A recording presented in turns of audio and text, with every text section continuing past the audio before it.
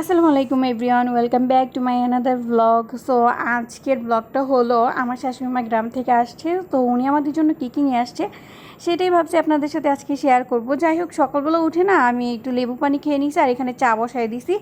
দেন চা বসাই দিয়ে আমি একটু বেলকনিতে চলে গেলাম, কারণ গতকাল আমাদের এখানে বেশ বৃষ্টি হয়েছে, তো গাছপালার অবস্থা একটু খারাপ। তো এখানে এই যে ঝড়ের ভিতরে আমার অনেকগুলো নয়নতারা গাছ মরে গেছে, তার ভিতরে এটার দেখি যে কিছু ডালগুলো না মরা মরা হয়ে গেছে। দেন আমি এই মরা ডালগুলো কেটে দিতেছিলাম, এগুলো কাটতেও আমার মায়া লাগতেছিল। আমি ভাবতেছিলাম কত কষ্ট করে গাছগুলো বড় হয়েছে, এখন আবার মরেও যাইতেছে। দেন দেখলাম এই যে এই প্ল্যান্টটা এটা এত ভালো গ্রো করছে, আর এটা খুব গ্রো করছে। দেন চা বানিয়ে নিয়েছি, এই যে সকালের নাস্তা। তো আমি এখানে চা আর বাবুরখানি ছিল, তো এটাই নাস্তা। তো রাহিলের জন্য আবার একটু চকলেট সিরাম পাউরুটি নিয়ে নিয়েছিলাম। তারপর লিচু খাওয়া হয়েছিল, লিচু খেয়ে রাতে এইভাবে রেখে দেওয়া হয়েছিল। তো যা ছিল আমি ভাবলাম যা আছে এগুলো আমার, আমি এগুলো এখন ডিপে রেখে দিব, ডিপে রেখে আইস করে খাবো, কারণ ডিপে রেখে আইস করে খেতে আমার বেশ ভালো লাগে। আমার মতো কে কে এই পাগলামিগুলো করো। আমি অবশ্য আমার ছেলেকে দিই না, আমার ছেলে অনেক চাই, কিন্তু ওকে দিলে দেখা যাবে ওর ঠান্ডা লেগে যাবে। তো এই যে এই কয়েকটা লিচু বাকি আছে, আমি ভাবলাম যে এই কয়টাকে আমি ডিপে রাখবো। দেন এই যে আমার শাশুড়ি মা গ্রাম থেকে আমাদের জন্য অনেকগুলা মুড়ি ভেজে নিয়ে আসছে। তো উনি অনেক বেশি মুড়ি ভেজে নিয়ে আসছে, তো আমি এগুলো কোথায় রাখবো ফার্স্টে বুঝতেছিলাম না। দেন অনেক ডিব্বা খালি করলাম। তো এই যে এক এক করে ফার্স্টে আমি যেটা করতেছিলাম, হাত দিয়ে না মুড়িগুলা ঢুকাইতেছিলাম, ডিব্বাতে রাখতেছিলাম, তারপর পারতেছিলাম না, তারপর একটা বাটি এনে ওইটার সাহায্যে সবগুলা মুড়ি এক এক করে ভরে নিলাম। দেখা যায় আমার শাশুড়ি মা যখনই গ্রাম থেকে আসে আমাদের জন্য অনেক কিছু নিয়ে আসে, টুকটাক অনেক কিছু।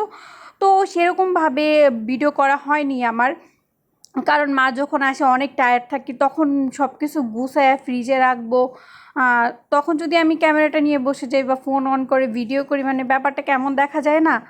তো সেটাই। তো এই যে মুড়িগুলো বক্সে ভরে নিছে, আর এই মুড়িগুলো একটু মোটা মোটা হয়, কিন্তু খেতে কিন্তু দারুণ মজা, চায়ের সাথে বা মুড়ি মাখাইলে খুবই বেশি মজা হয়।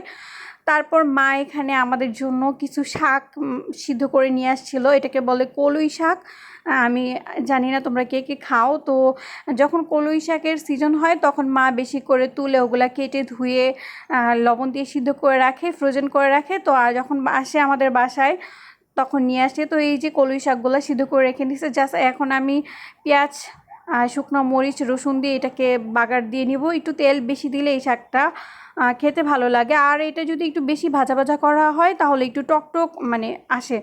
তো এই যে এখানে আমি বাগার দিয়ে দিব। আর এই কলই শাকটা তোমরা কে কে খাও সেটা কিন্তু আমাকে কমেন্ট করে জানাতে পারো। তো এই যে কলই শাক ভাজি করে নিয়েছি, আর গতকাল অনেক রান্নাবান্না করছিলাম। আমার ডেলি ব্লগগুলো যারা রেগুলার ফলো করো তোমরা জানোই, গতকাল বাসায় অনেক গেস্ট আসছিল, যার জন্য অনেক কিছু রান্না করা হয়েছিল, সেগুলোর অনেক খাবারই টুকটাক রয়ে গেছে। তো যার জন্য আজকে শুধু শাক ভাজি করছি, আর লেফট ওভার অনেক খাবার আছে সেগুলোর সাথে গরম করে নিব। তারপর এই যে মা তার নাতির জন্য অনেক অনেক দুধ নিয়ে আসছে, তো এখানে আমি দুধ বের করে নিতেছিলাম। দুধ বের করে এখন গরম করে আমি আবার ঢুকিয়ে রাখবো, যখন রাহিল খেতে চাবে তখন জাস্ট একটু নর্মাল করে ওকে দিয়ে দিব। জাল দিয়ে রাখলে আর কি সুবিধা হয়, ওকে যখন তখন দেওয়া যায়। তো এই যে মা ছেলে পরে দুপুরে খাবার দাবার খেতে বসলাম, আমি একবারে এক প্লেটে বেশি করে ভাত নিয়ে খাইতেছিলাম, ওকেও খাই দিতেছিলাম, আমিও খাইতেছিলাম। দেন এই যে বিকালে সে তার বাবার হেলমেট নিয়ে দুষ্টামি শুরু করে দিছে। এলিয়েন সে যে আমাদের সবাইকে ভয় দেখাইতেছিল, তো ওর সাথে কিছু দুষ্টামি করতেছিলাম।